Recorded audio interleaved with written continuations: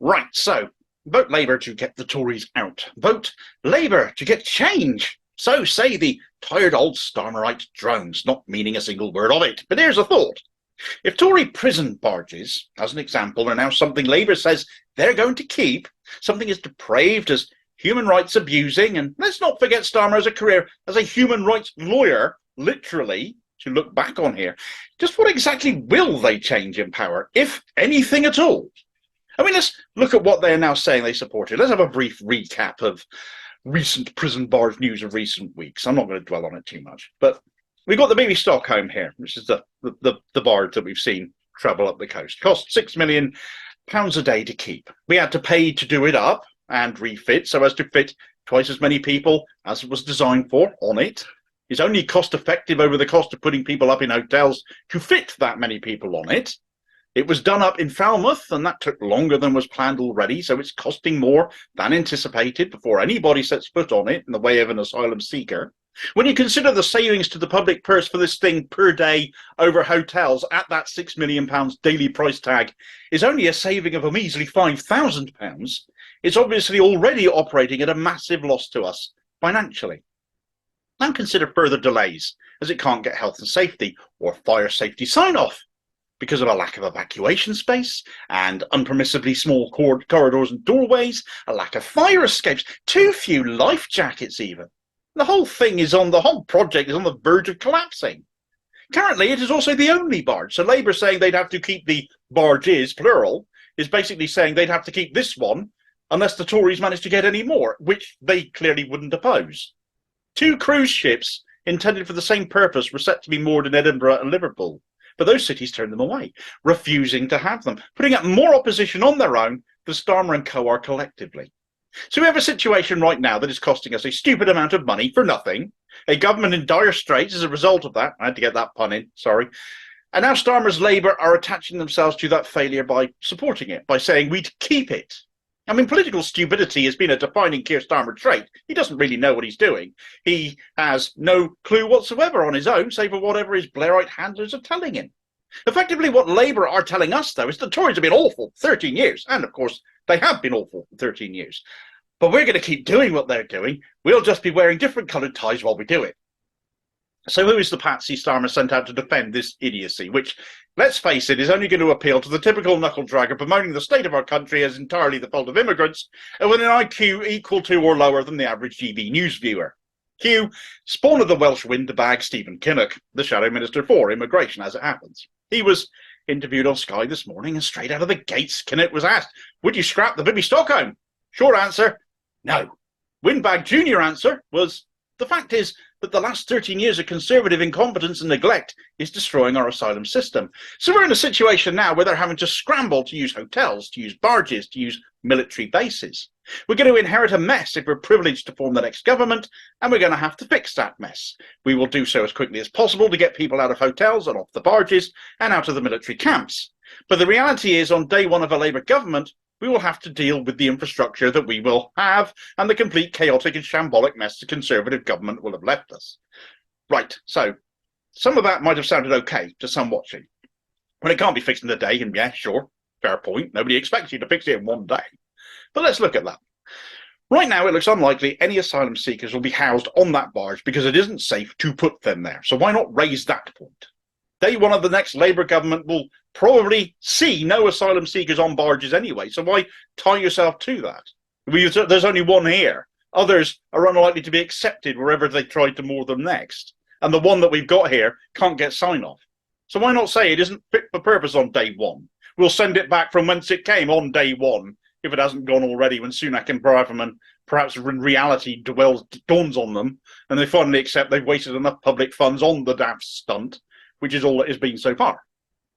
Abandoned military bases, well, they belong to the government anyway, so should, in theory, be far cheaper to refit to accommodate people. So why not do so? I actually have no issue with abandoned bases being repurposed. Sure, they could be useful here. It's prime real estate for developers to make money off by selling off, I suppose, is one way of looking at it. Tories sell off everything that isn't nailed down, after all.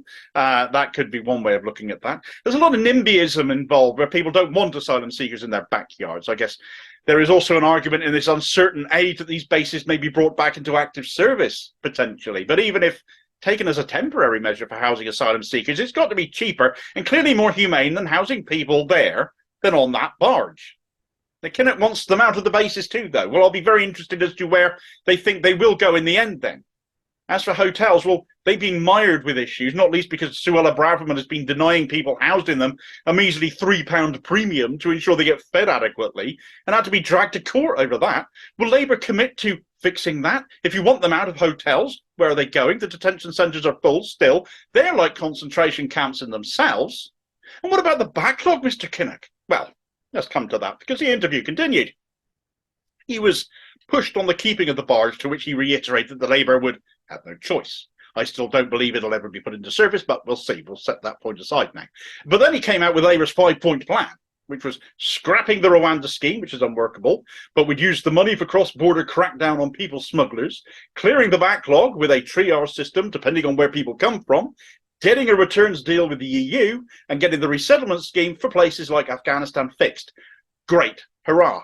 Finally, someone mentions the EU returns policy, where we can share the load regarding housing successful asylum applicants amongst other EU countries. It does not mean rejoining the EU. This is good. This is something I've spoken about before a lot.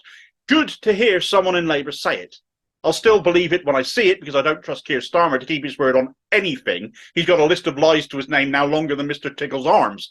But this is the right noise to make. Yes, I am feeling okay, incidentally, for those wondering and feeling a bit worried about me. I did just give kudos to Labour for saying this. I still want to see deeds rather than words, though. The triage system he mentions is favouritism based on where most asylum applicants come from. So that'll favour certain countries above others rather than dealing with individual cases, which surely is how it should be. The most serious cases dealt with first. This I don't like. It seems open to be abused, particularly racially. The resettlement scheme with Afghanistan is a joke. We've only met our criteria on this by allowing Afghans who've managed to get here turning up via small boat illegally to stay, and it has basically saved us bothering with enforcing a proper route to asylum for Afghanistan, such as that Ukraine has. It's a proper failure and seems totally racist, going above and beyond for predominantly white Ukrainians and not predominantly non-white Afghans. It also begs the question as to which asylum seekers would be housed on these barges by Labour as much as the Tories, because it seems safe to assume you won't need to worry about them if your skin happens to be white. Scrapping the Rwanda scheme is obviously a no-brainer to support. But using the money saved from that by cracking down on people smugglers, when the Tories have time and again thrown money at this already and failed, is still wasting more money. Reinstate a safe legal route to claim asylum and you put them all out of business. Refusal to do this one simple thing means the small boats will keep coming no matter what you do. So there's a little bit of positivity here, but nowhere near enough.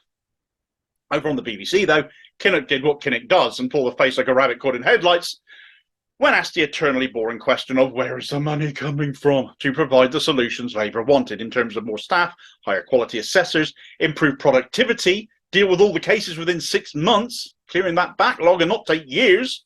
Yet where will the money for that come from? Well, he couldn't answer that, could he? Costing will have to be made. Oh, Rachel Reeves is going to spank your body, sunshine. You've gone on TV and made uncosted pledges. Fiscal rules, Stephen. Fiscal rules. Labour won't even promise to lift 250,000 kids out of poverty right now. And you think they'll prioritise dealing with migrants over that?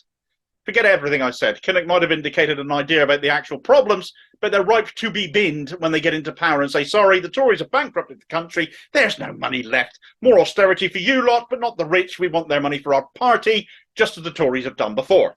You could just smell it. Reinforcing that thinking, well, let's go back to the Sky interview a moment, because one thing Kinnock said there was very telling.